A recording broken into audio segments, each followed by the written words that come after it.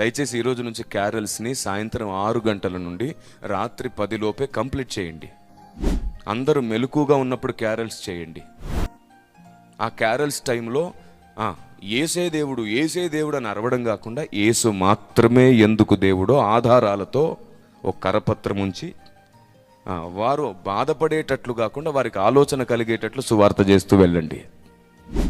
ఆయన ఎందుకు పుట్టాడో అర్థమయ్యేటట్లు చెప్పండి. ఆయన ఎందుకు రక్షకుడో అర్థమయ్యేటట్లు చెప్పండి. ప్రజలందరూ వింటుండగా చూస్తుండగా అర్థమయ్యేటట్టు సువార్తను చేయండి. ఇలా చేయలేకపోయారనుకోండి, ఇంకో పని చేయండి. పోనీ మీ వీధిలో ఎంతమంది ఉంటారో అంతమందికి ఎవరైనా సరే విశ్వాసి అయిన వాడు ఒక వీధిలో ఉంటే కనీసం వారిని టీ బిస్కెట్ కోసం పిలవండి. అదేదో చిన్న ప్లేట్లో పెట్టి చక్కగా పలహారానికి పిలవండి.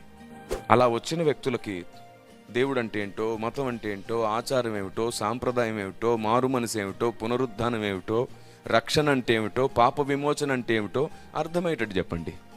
అప్పుడు వారికి హ్యాపీ క్రిస్మస్ చెప్పి పంపించండి. క్రీస్తు జన్మించాడు అనే వార్త. క్రీస్తు మతం మార్చడానికి రాలేదు, కులాలు ఆచారాలు సాంప్రదాయాలు మార్చడానికి రాలేదు, మనిషిని పాపము నుంచి విడిపించడానికి వచ్చాడు అనే విషయం అర్థమయ్యేటట్టు చెప్పండి.